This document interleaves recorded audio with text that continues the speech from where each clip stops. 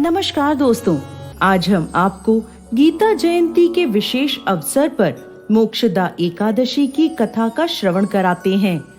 एक समय की बात है जब भगवान श्री कृष्ण से युधिष्ठिर महाराज ने पूछा, हे मधुसूदन, मार्गशीर्ष मास के शुक्ल पक्ष में कौन सी एकादशी आती है और इसका क्या महत्व है। यह सुन भगवान श्री कृष्ण बोले, हे राजन, मार्गशीर्ष मास के शुक्ल पक्ष में आने वाली परम कल्याणकारी एकादशी को मोक्षदा एकादशी कहते हैं। इस दिन भगवान दामोदर के विग्रह की तुलसी पत्र से पूजा की जानी चाहिए। अब मैं आपको पुराणों में वर्णित मोक्षदा एकादशी की कथा सुनाता हूँ, जिसका श्रवण मात्र करने से व्यक्ति को अश्वमेघ यज्ञ का फल प्राप्त होता है और इस पुण्य फल से किसी भी व्यक्ति के माता पिता या अन्य कोई भी पितृ यदि नरक में है तो उसकी भी मुक्ति हो जाती है। ध्यान पूर्वक अब आप ये कथा सुने। प्राचीन काल में चंपक नगर नाम का एक अत्यंत सुंदर नगर था। यह संपूर्ण सुख और समृद्धि से संपन्न था। यहाँ वैखानस नाम का राजा राज्य करता था। उसके राज्य में चारों वेदों के ज्ञाता ब्राह्मण रहते थे। यह राजा अपनी प्रजा का पुत्रवत पालन करता था।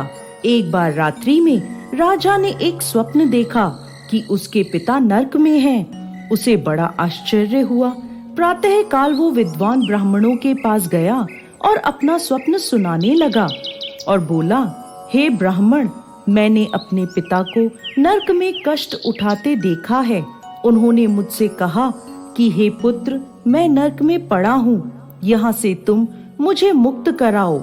जब से मैंने यह वचन सुने हैं तब से मैं बहुत बेचैन हूँ।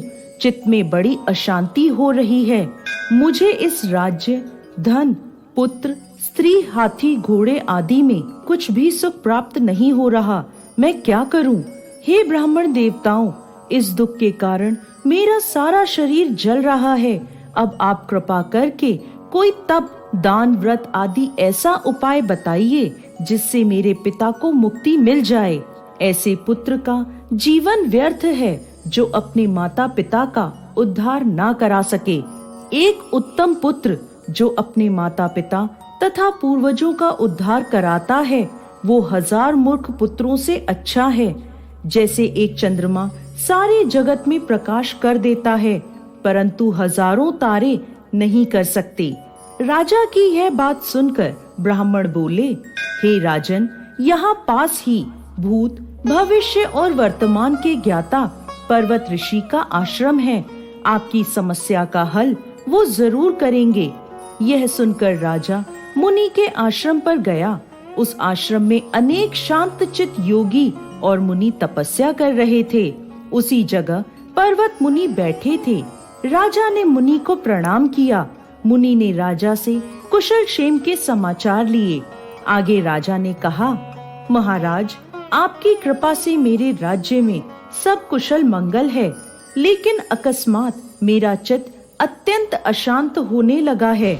ऐसा सुनकर पर्वत मुनि ने आंखें बंद की और भूत विचरने लगे। फिर वह बोले, हे राजन, मैंने योग के बल से तुम्हारे पिता के कुकर्मों को जान लिया है। उन्होंने अपने पूर्व जन्म में काम आतुर होकर अपनी पत्नी को ऋतुदान नहीं दिया। उसी पाप कर्म के कारण तुम्हारे पिता नरक में पड़े हैं। तब राजा ने कहा, ऋषिवर, इसका कोई उपाय बताइए। मुनि बोले, हे राजन, आप मार्गशीर्ष मास की एकादशी का उपवास करें और इस उपवास के पुण्य को अपने पिता को समर्पित कर दें, जिसके प्रभाव से आपके पिता की अवश्य ही नरक से मुक्ति होगी। मुनि के यह वचन सुनकर राजा महल में आया और मुनि के कहे अनुसार कुटुंब सहित मोक्षदा एकादशी का व्रत किया। इसके उपवास का पुण्य उन्होंने अपने पिता को अर्पण कर दिया, जिसके प्रभाव से राजा के पिता को मुक्ति मिल गई और स्वर्ग में जाते हुए वो अपने पुत्र से कहने लगे, हे पुत्र, तेरा कल्याण हो। यह कहकर वो स्वर्ग चले गए। मार्गशीर्ष मास के शुक्ल पक्ष की मोक्षदा एकादशी का जो व्रत करते हैं उनके समस्त पाप नष्ट हो जाते हैं।